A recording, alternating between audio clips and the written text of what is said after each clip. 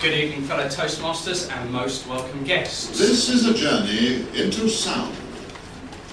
I feel fortunate to have grown up in the era that I have. Why is that, I hear you ask?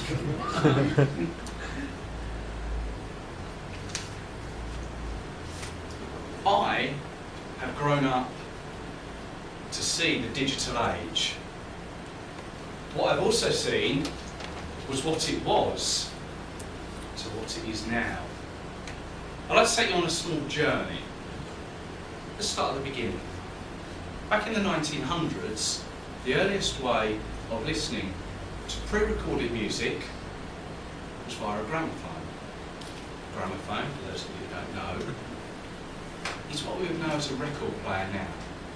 But it had a large horn on the top, generally brass, which acted as an amplifier or a speaker. You might recognise it as a symbol of HMV, the record store.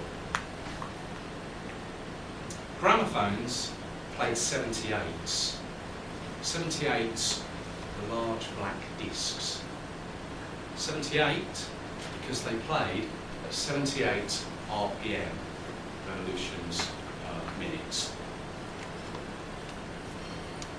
The gramophone evolved into, let's say, what we know now as a record player. And a record player played records, which, like the 78s,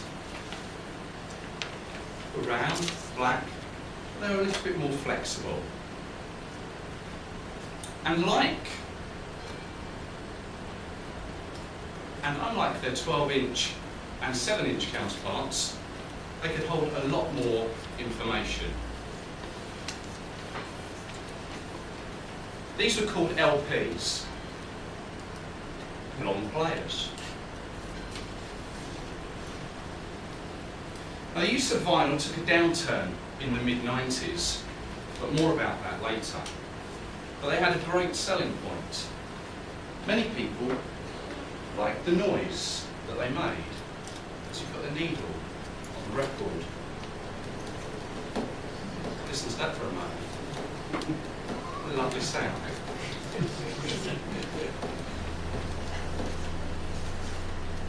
Their other selling point is their large glossy cover. It's not unheard of for people to go into a record shop, flick through the covers and go, I like the look of that cover, I'm going to purchase it. That was one of their other selling points. It had its downsides though. The phrase, you sound like a broken record, came about as the needle skipped the groove after hitting some dust. Skip the groove after hitting some dust. Skip the groove after hitting some dust. As I say, vinyl took a downturn. And along came the cassette. A small, lightweight, convenient format of listening to music. The cassette came about in the 1960s, manufactured by Philips, but it only really took off in the 1980s when Sony introduced their Walkman. So it was convenient, small, lightweight. It was great for music on the move. It came in two types, two formats, pre-recorded and blank. Many of us will remember pressing play and record on Sunday afternoon, illegally recording top 40 hits. And it worked, but the cassette has two spools in the middle that has tape around them, which is magnetically coated, which stored the music or whatever you wanted to record. The cassette though, like the record, had its downfalls. It wasn't unheard of for the cassette to get stuck in the player and you prise it open, gently trying not to break the tape. Also, you must recognise the pen.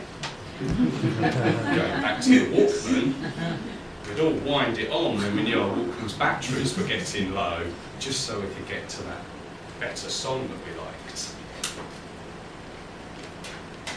Music on the move extended to what is now we know as the CD, compact disc. This was the new player on the block. This was designed to be the next best thing. A small disc that stored all the music that you would have on your record and your cassette. It was all on one side. No turning it over like the record or the cassette. These could store 80 minutes. It relied on laser technology. Like the cassette, this also came in a recordable format.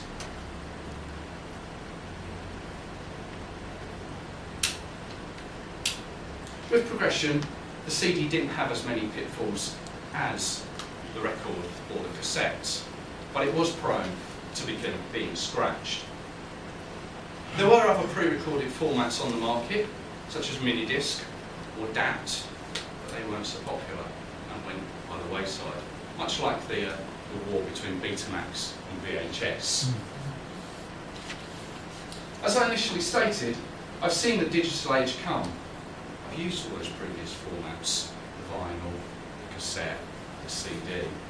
But now, we come to downloading our music to something like this, an MP3 player, or a mobile phone. This is how we listen and store our music now. There's no glossy cover, there's no inlay, there's nothing to look at when you get your music. It's just there in cyberspace. 79p to get music to your ears. But even this is prone to pitfalls. Download it by Wi-Fi or cable to your computer. The computer crashes. Where does all that information go? And with this, we see the demise of record shops as well. So that's where we are at the moment, the digital age. So we started 100 years ago. The next 100 years, how will we listen to our music? Time will tell.